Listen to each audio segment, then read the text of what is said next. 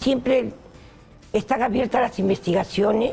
Yo creo que es inocente, pero lo tenemos que convencer a todo el país. Estamos ahora con Diana Miloslavic. Ella es ministra de la Mujer y tiene que enfrentar el día de mañana el voto de investidura, el voto de confianza, como se le llama. Diana, bienvenida. Muy buenos días. Muy buenos días, Nicolás.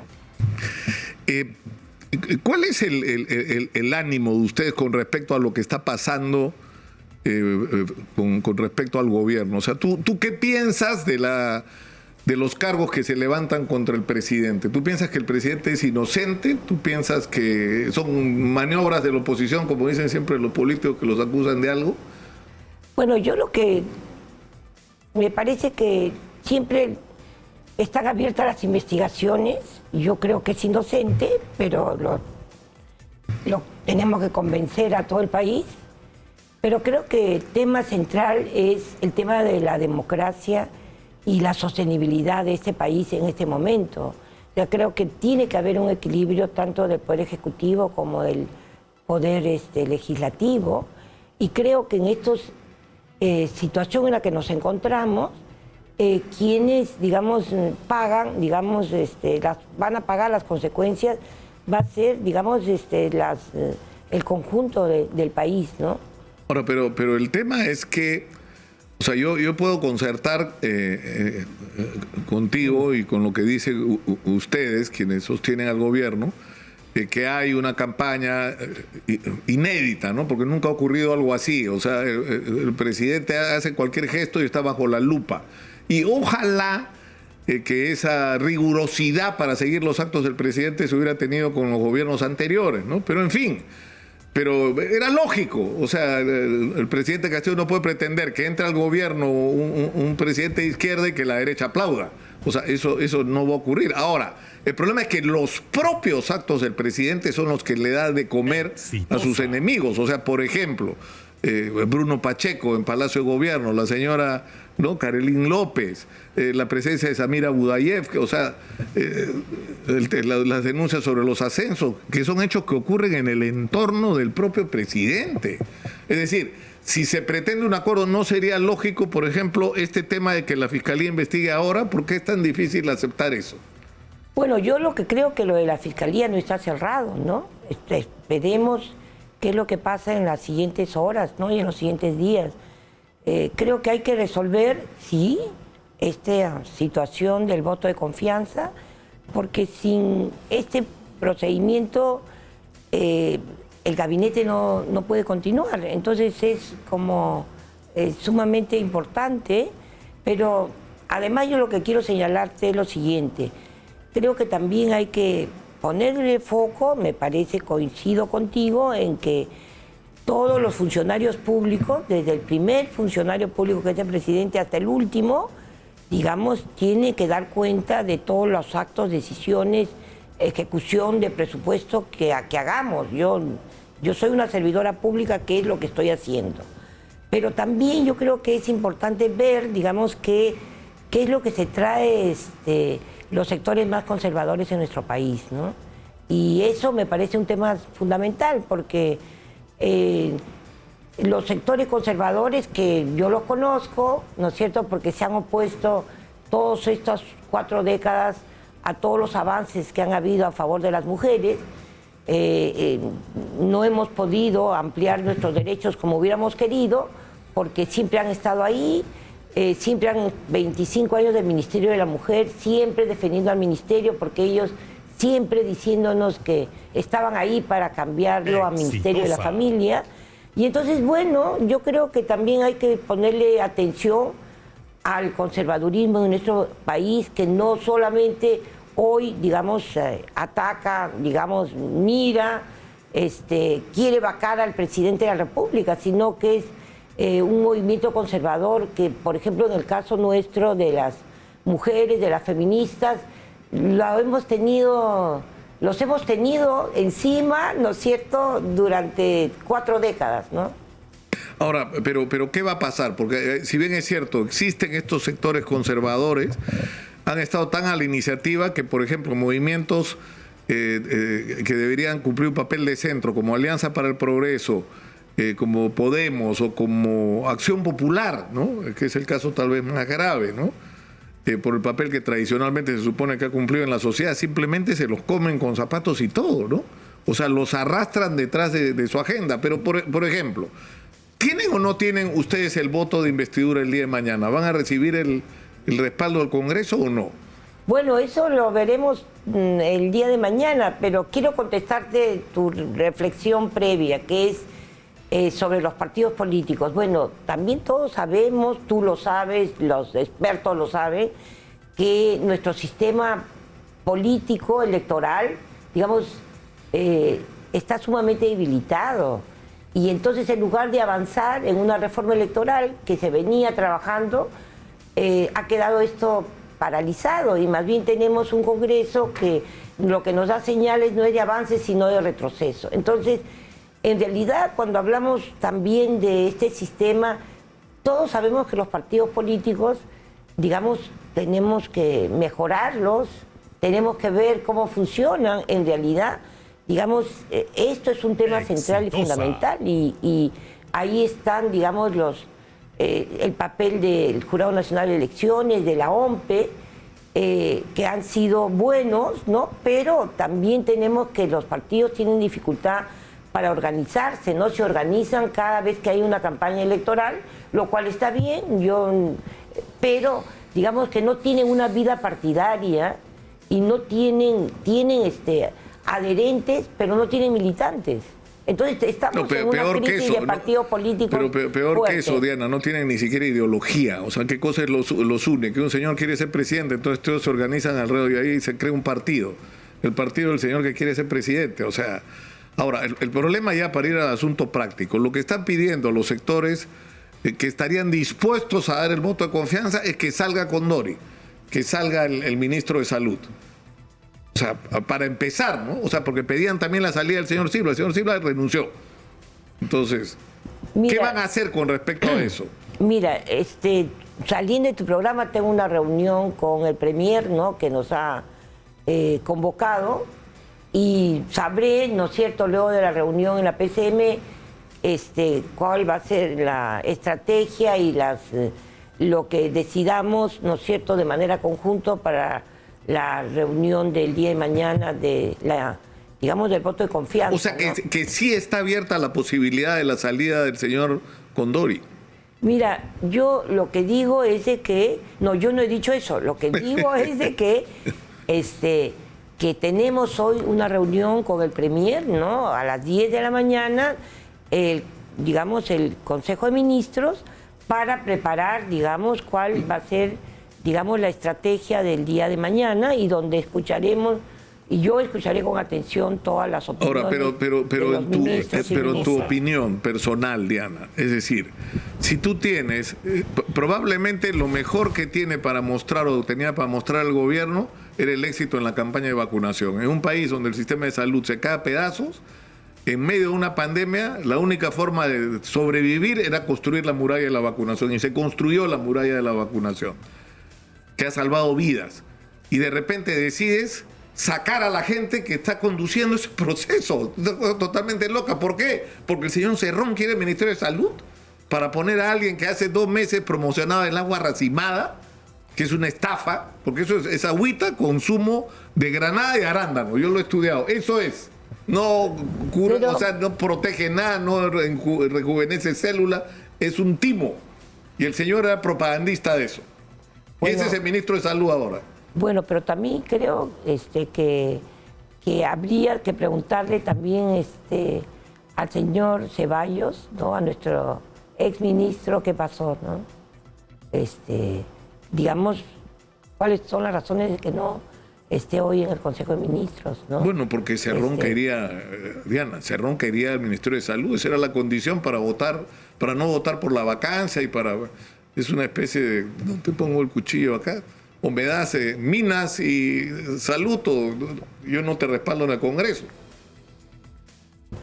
Yo, bueno, digamos, eso ya es parte de la historia, ¿no es cierto?, que en algún momento se escribirá de estos momentos tan difíciles. Yo espero, digamos, que yo confío dicen varios analistas de que, digamos, vamos a tener los votos el día martes y luego, digamos, decidirán también el Congreso, digamos, cuáles van a ser sus siguientes pasos. Pero lo que sí me parece, digamos, que yo le hago un pedido a los congresistas, que el voto no es por el voto de confianza solamente para este gabinete. Yo creo que el voto es un voto también por la democracia. Tenemos que buscar un equilibrio entre, digamos, el Ejecutivo y el Legislativo y la sociedad. Nuestro reporte, el registro de nuestro reportero, el formal, ¿no es cierto? El oficial es que faltan 21 votos para el voto de confianza, pero... Bueno, yo sí tengo confianza en que nos sí, den la en confianza. que sí se los van a dar. Sí, yo sí creo. Bueno, lo han dicho todos los sectores, incluyendo los más difíciles, de que nos van a dar el voto de confianza y luego van a ver si censuran a los ministros. Que ese sería el procedimiento para resolver el conflicto. Sí. Es decir, que ya que el gobierno no quiere sacar al ministro de Salud, lo sacará al Congreso a través del procedimiento de la censura.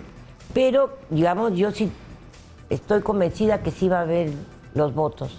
Sí va a haber el voto de Sí, confianza. yo creo que, y apelo también a los congresistas, ¿no? Me parece que necesitamos seguir apostando por esta democracia que nos ha costado conseguirla en estos 22 años, ¿no? Ahora, Diana, ¿qué hace una feminista en el gobierno de Pedro Castillo? Es una buena pregunta. Porque digamos que la campaña electoral, el discurso de Pedro Castillo, el comportamiento, las actitudes de algunos de los dirigentes emblemáticos de Perú Libre no son precisamente, ¿no? Tú misma protestaste contra la presencia por ejemplo, de Valera hace poco en la presidencia del Consejo de Ministros, ¿no? Por la conducta con respecto a su esposa y a su hija. Mira, como lo dije en la juramentación, juré por los 25 años del Ministerio de la Mujer y Poblaciones Vulnerables. Yo soy una convencida del Estado peruano, ¿no? Creo que muchos no distinguen, digamos, los gobiernos del Estado, ¿no? Y creo que el Perú ha hecho un gran esfuerzo en materia de políticas, de servicios, de estrategias a favor de las mujeres y también de la población vulnerable, de las niñas, niños, personas con discapacidad, adultos mayores.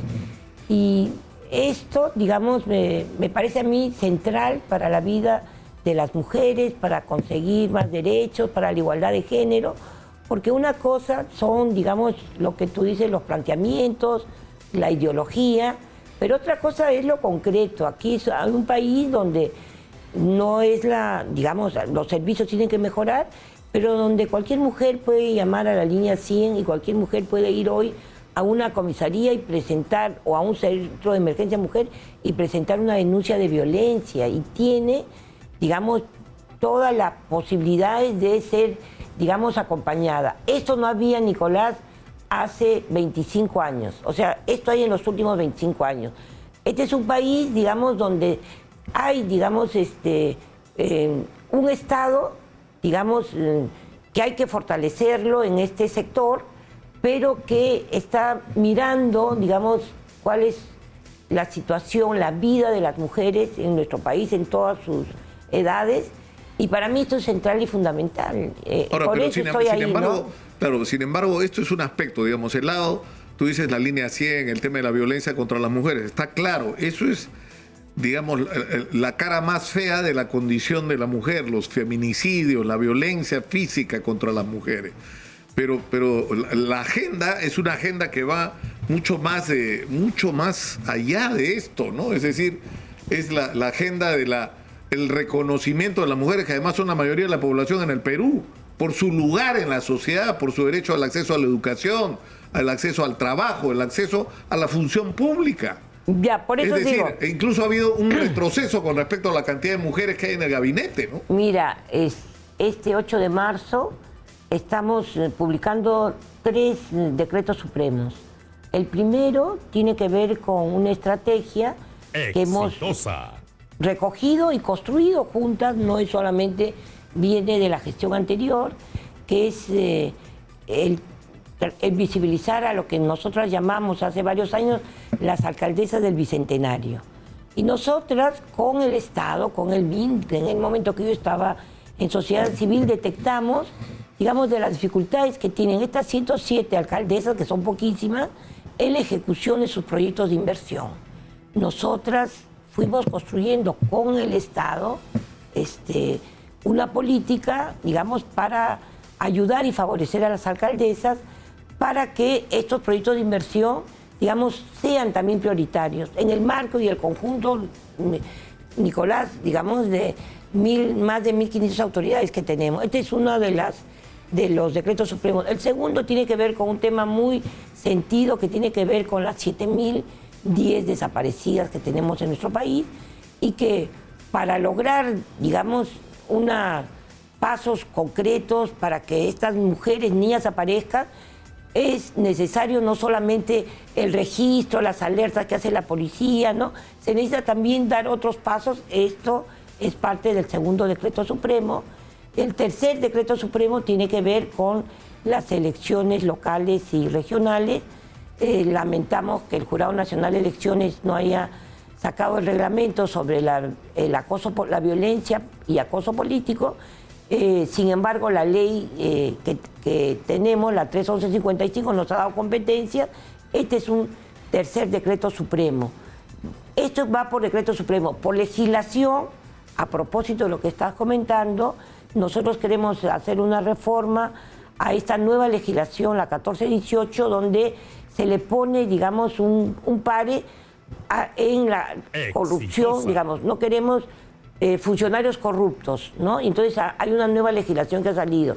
Nosotros le estamos agregando un artículo que diga: no queremos funcionarios corruptos o funcionarias corruptas, pero tampoco queremos agresores. Pero eso tiene que estar en una legislación. Entonces, esta es una iniciativa... Ahora, pero esto ha sido observado por el presidente, ¿no?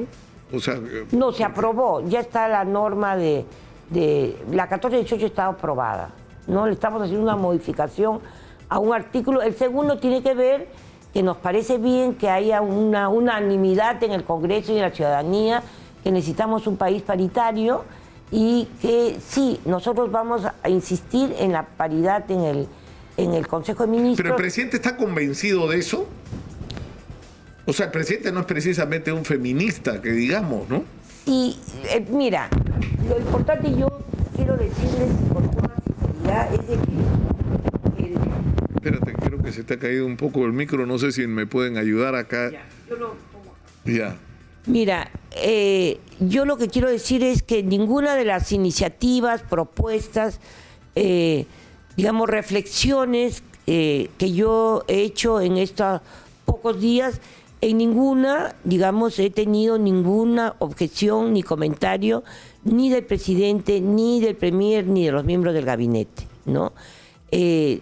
He tenido una postura clara respecto del asesinato de varias trabajadoras sexuales, algunas de ellas migrantes, en las últimas semanas. He estado en la comisaría, hemos apoyado, digamos, su marcha, porque, digamos, tú lo conoces, acá en Exitosa ha sido tema en varios momentos sobre, digamos, esta lucha entre los sicarios del sicariato en Lima, que termina a estas mujeres trabajadoras sexuales extorsionándolas, y que finalmente ya van 3 muertas. Y entonces, bueno, el ministerio tiene una política... ¿Y cómo se va a resolver eso? Porque el asunto es grave, ¿no? Las mujeres las trabajadoras sexuales están muy desprotegidas, son objeto no solo de explotación, sino en estos casos ya de guerra entre las mafias, de niveles de violencia que no habíamos visto nunca, ¿no? Así es, pero lo que quiero decir, la preocupación, el ver un grupo de trabajo, nos hemos reunido en el ministerio porque también están organizadas acá en el Perú. Aprovecho para decir, todas las mujeres en los distintos sectores están organizadas. También están organizadas las sombrilleras, digamos, afectadas por el derrame de petróleo. Acá, por donde veamos, hay organizaciones de mujeres. Estamos conversando con las organizaciones y viendo, Nicolás, también en estos complejos momentos que vivimos, en qué cosas podemos avanzar. Y yo soy, digamos, de quienes insisten, ¿no es cierto?, con el Ministerio del Interior, con el Ministerio de Defensa, que tenemos que tener una atención, porque las víctimas de los sicarios en nuestra ciudad terminan siendo las mujeres, y terminan siendo las mujeres trabajadoras sexuales que se niegan a pagarle cupo a los sicarios, ¿no? Ahora, el caso del congresista Quito, que supuestamente está involucrado en un caso de violación, ¿cómo lo van a manejar ustedes? Bueno, el caso del... bueno, él no es un violador, ¿no? Lo que hay, la denuncia, Quito no es violador, es, digamos, la denuncia es por, digamos, supuesto encubrimiento del agresor, que además está, digamos, en Arequipa, está detenido y está, entiendo, en un proceso en la fiscalía, ¿no? Que está avanzando, ¿no? Que ese caso está avanzando. Mira, por eso es importante lo de la ley de acoso político, y también era importante lo del jurado, porque hay un procedimiento que tienen que abrir todos los partidos políticos. Están obligados. Por ejemplo, la queja que presenta esa señorita Jacqueline Puma, si no me equivoco en el nombre, es una queja que tiene que ser procesada dentro de Perú Libre, como toda queja dentro, porque la ley, digamos, los obliga a abrir una comisión y un procedimiento interno, y lo que tenemos que, digamos, es vigilar, ¿no es cierto?, y decirle a los partidos políticos que tienen una ruta interna para resolver las denuncias de acoso político. Bueno, las denuncias de violación, digamos, tienen un procedimiento penal, digamos, que sigue en su curso, pero las denuncias vinculadas al acoso político dentro de los partidos y movimientos ya tienen un marco normativo desde el año pasado.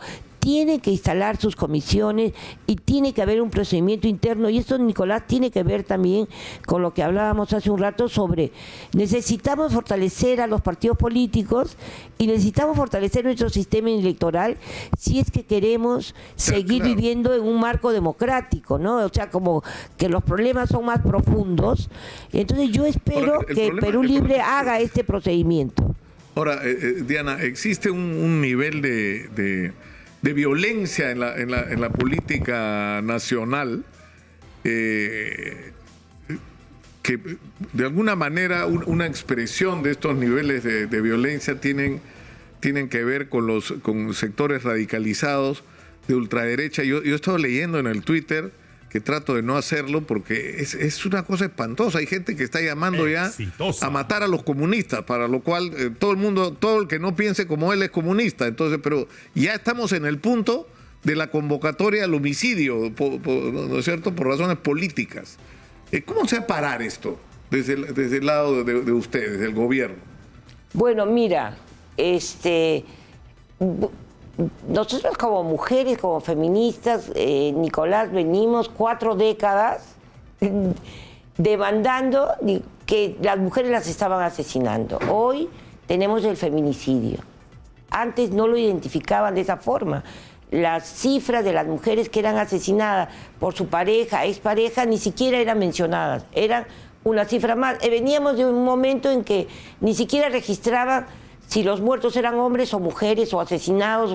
No, hemos peleado porque haya una diferenciación en la estadística, Nicolás, porque la estadística en este país no está diferenciada. Todavía hay sectores que tú les preguntas, ¿y cuántas mujeres están? No lo ven. Afortunadamente hay avances en el INEI ya hace varios años. Y entonces a mí me parece que esta situación que tú nos estás presentando también necesita ser una prioridad, ¿no? Y el tema del aborto, ustedes lo han discutido. ¿Ha visto lo que ha pasado en Colombia, que es importante, ¿no? Mira, es decir, la despenalización del aborto. En Colombia, ¿en qué casos está permitido? ¿En que sea un riesgo para la madre o claro, o y también el feto, está en caso de violación. O sea, producto de una violación, el embarazo, la mujer tiene derecho a decir si continúa o no con el mismo. Bueno, mira, el Perú ha tenido momentos difíciles, y yo te recuerdo que durante el primer gobierno de Alan García, el Congreso, digamos, que tenía un papel fundamental, Acción Popular, aprobó lo que en ese momento se llamó el aborto sentimental, que era la interrupción del embarazo en caso de violación. Mira, estamos hablando de la década de los 80 y lo aprueba el Congreso de la República. Alan García ofrece que lo va a promulgar antes de dejar el gobierno, lo visita el Zamora Valdés, ¿no es cierto?, un día antes, y Alan García deja el gobierno sin promulgar el aborto sentimental, que además lo aprueba la bancada de Acción Popular. Estamos hablando de la década de los 80. Entonces es un país, digamos, tú los conoces también como yo, es un país muy conservador el Perú, ¿no? Ha vivido momentos y episodios como en los 80 que logró el Congreso aprobar el aborto por violación. Yo sigo apostando porque en algún momento el aborto sea libre, gratuito y seguro en el Perú como en Argentina. Claro, porque el problema es que estamos atrapados y yo no sé si ustedes, el problema, yo no sé si ustedes se sienten de alguna manera responsables porque esa discusión sobre las esterilizaciones forzosas, ahí por ahí te miran que creo que ya que quieren secuestrarte, pero no quiero, me parece bien importante esta discusión. Yo he tenido como 20 entrevistas con Alejandro Aguinaga, acusado de ser el responsable de esterilizaciones forzosas. Y él ha acreditado de que ha habido, 7, 8 procesos en los cuales al final la Fiscalía concluye que no hay evidencia de que haya habido una política de Estado. Pero más allá de eso, lo que ocurrió en determinado momento es que en el Perú se promovió una campaña porque se respetara el derecho de las mujeres a tener la cantidad de hijos que quisieran.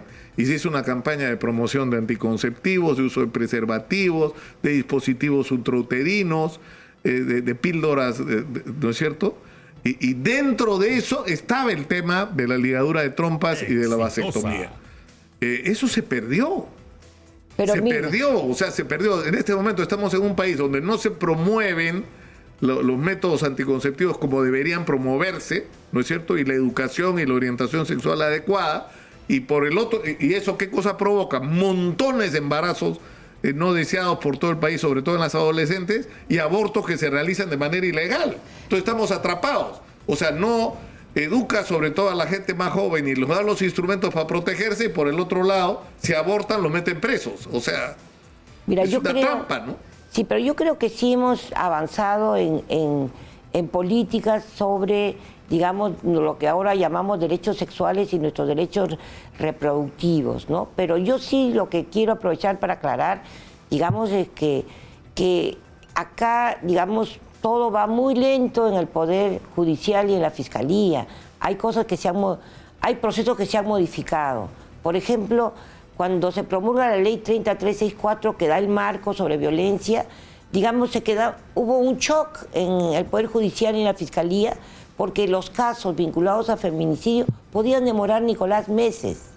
Hoy, digamos, los plazos son mucho más cortos y tienen que definir, digamos, quién es el agresor, si va detenido, todo se acortó.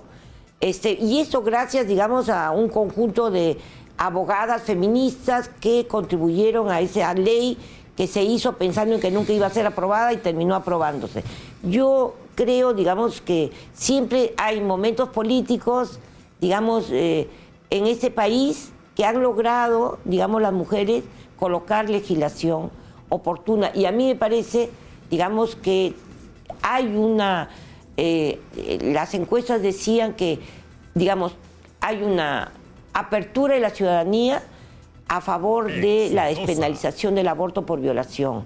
Espero, ¿no es cierto?, que este Congreso, digamos, se pueda conseguir los votos para despenalizarlo por violación. Creo que es lo mínimo que podemos hacer por nuestras niñas, adolescentes embarazadas, ¿no? Una última pregunta, Diana. ¿Qué piensas de la marcha que se organizó el día sábado por la vacancia, que no tuvo la repercusión ni la importancia? Es decir, está claro que hay un sector de la sociedad peruana que no votó contra el profesor Pedro Castillo, que además fue una campaña muy erizada.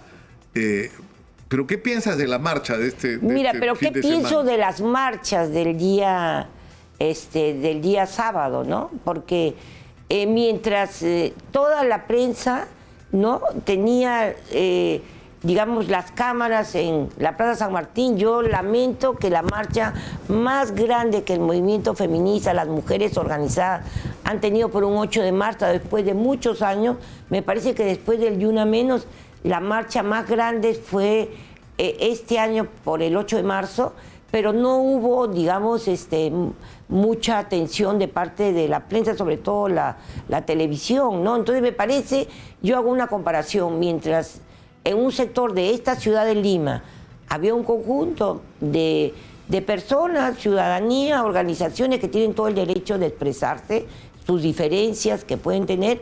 En otro lado, en la misma ciudad, en el mismo cercado de Lima, creo que hubo una manifestación de mujeres muchísimo más grande. Además, muy, digamos, con muchas demandas, pero también con mucha alegría y con mucha, digamos, expectativa de que se vienen cambios a favor de las mujeres, las niñas, adolescentes, que no van a depender solamente de qué ministra, de qué gobierno y de qué Congreso tengamos. Yo creo, Nicolás, yo soy una funcionaria pública, pero soy una convencida que los grandes cambios en nuestro país también lo han marcado los movimientos sociales, como lo queramos ver, y tengo mucha confianza en las diversas expresiones del feminismo, en las nuevas generaciones que marcan la pauta y que el día estuvieron, digamos, en las calles, ¿no? El día sábado, y que lamento que no la prensa no haya tenido la cobertura,